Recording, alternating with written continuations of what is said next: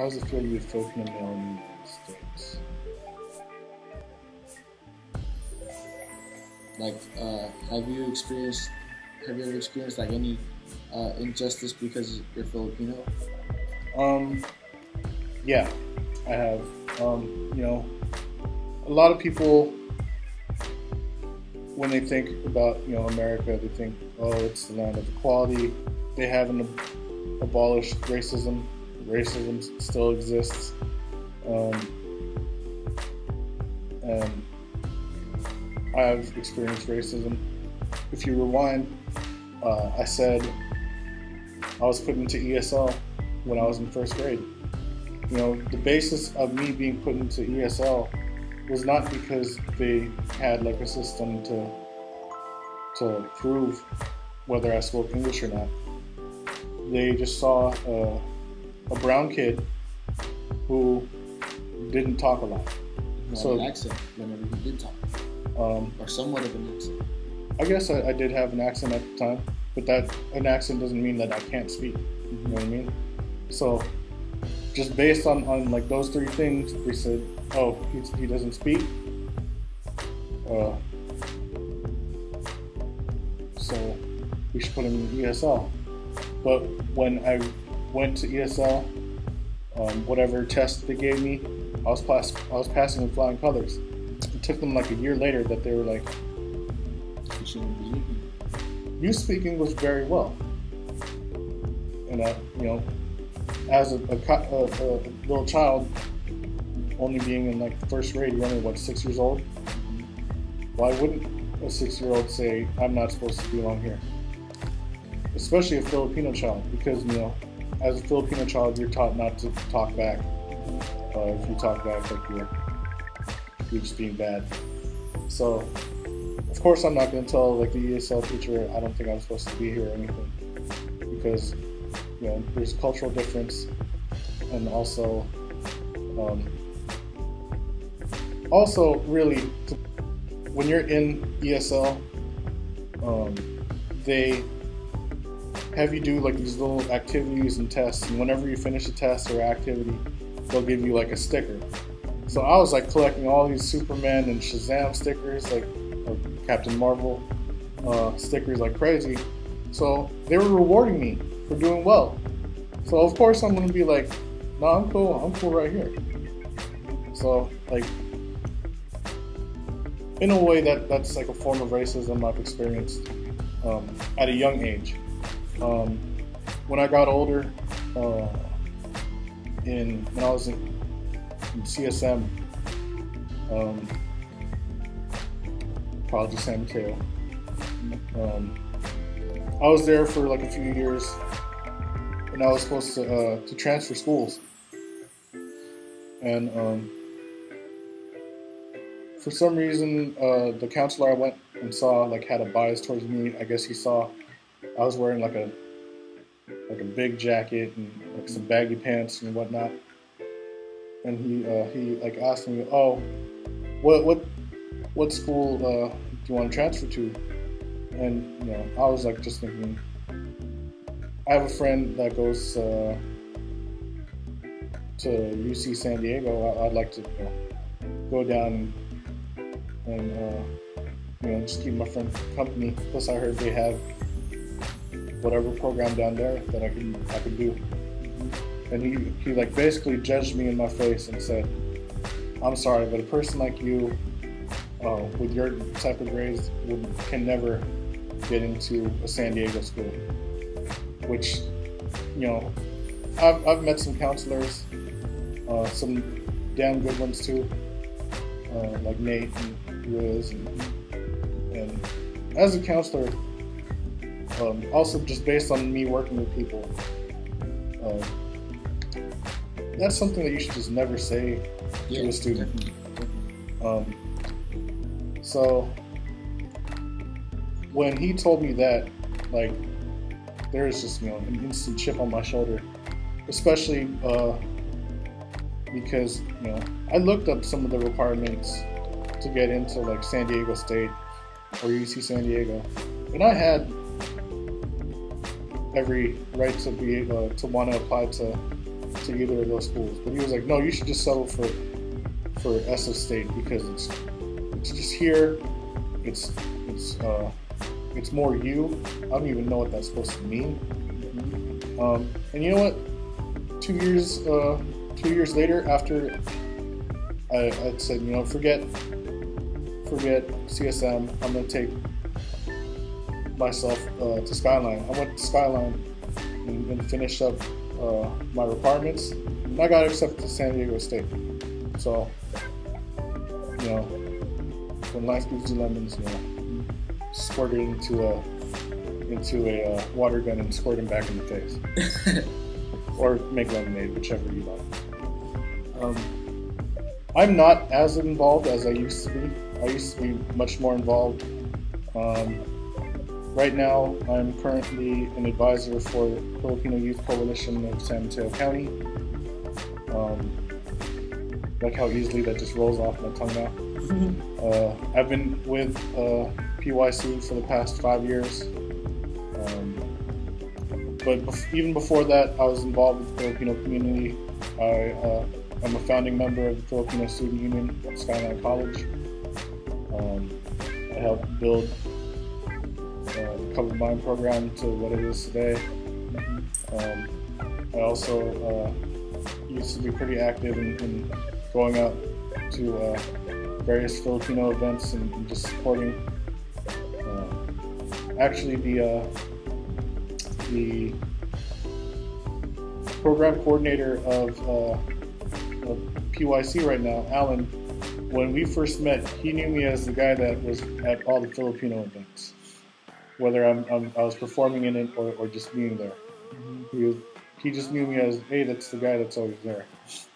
That's how active I used to be. But you know, over time, plus adding like work, I didn't used to work back then.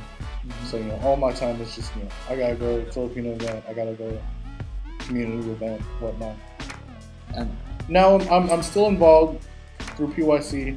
I was also, I guess I'm still considered a current member of the League of Filipino Students at San Francisco State.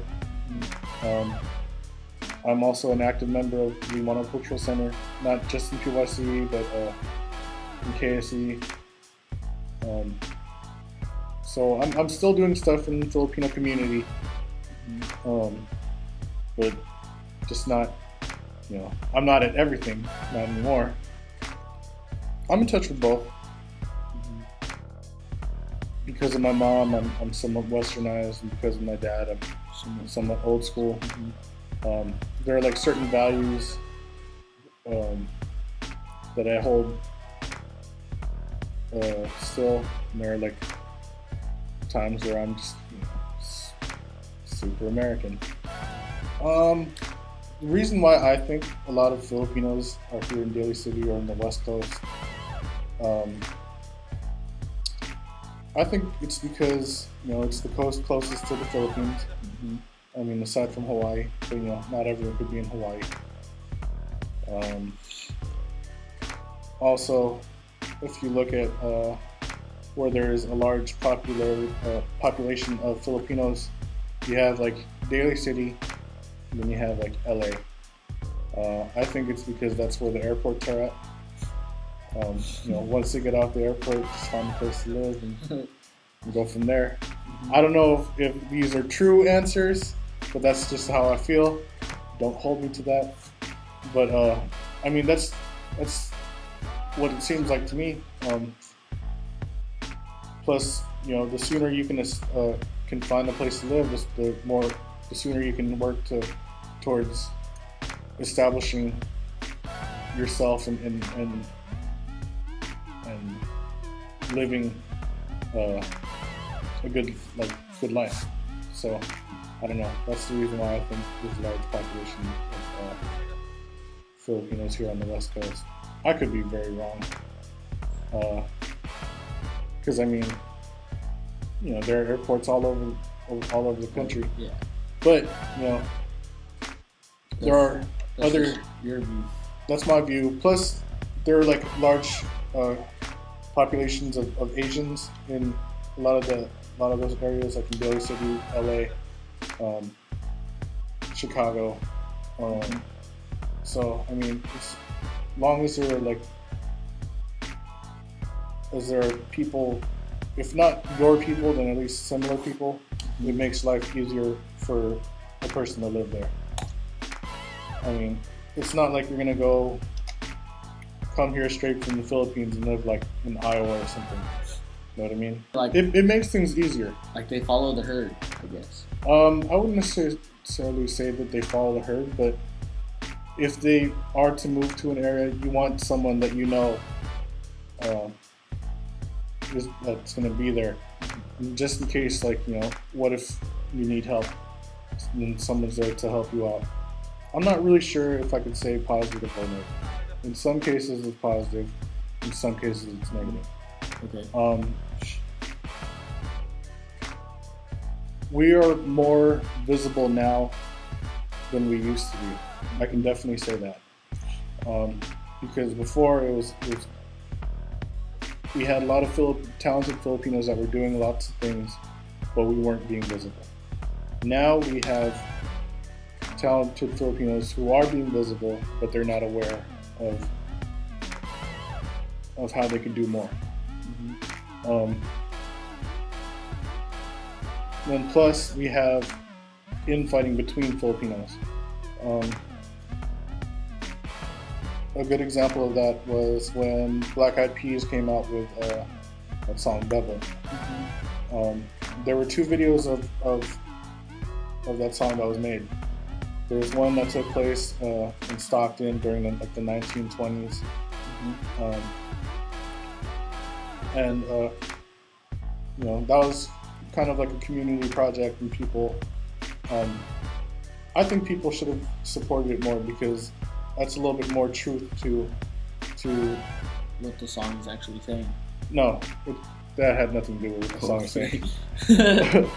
But at least it was showing a little bit of like Filipino history or Filipino American history, because the other video was more of like a party scene at like a barbecue in a park, and then it was at a house party with a lot of girls that were like scantily dressed and whatnot. And I'm not gonna say it's a bad video, but when those two videos came out, instead of people like immediately supporting it, immediately Filipinos were like, no, that's not how we are.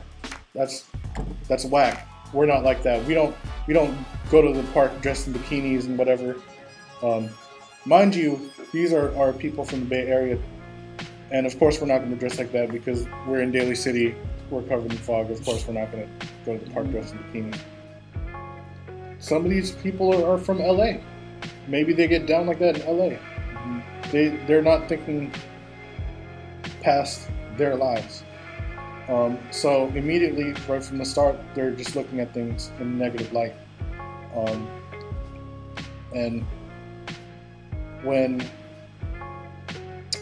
that just kind of, I don't know why, but that just kind of happens with Filipinos, especially here in America. They call it crab mentality. There's a lot of infighting with Filipinos, Filipino Americans, because of this thing called crab mentality. Crab mentality is when they see others rising up, they want to, instead of like helping the person up, they want to grab the person and pull them down because they want to be on top. And it's like that in the Philippines. It's like that here in America. And the reason why it's called crab mentality, like if you go to the supermarket and you see just a bucket of crabs, they're going to want to get out. So they start standing on each other, but then they'll start to bring the one on top down because they want to get to the top. And it's always like that.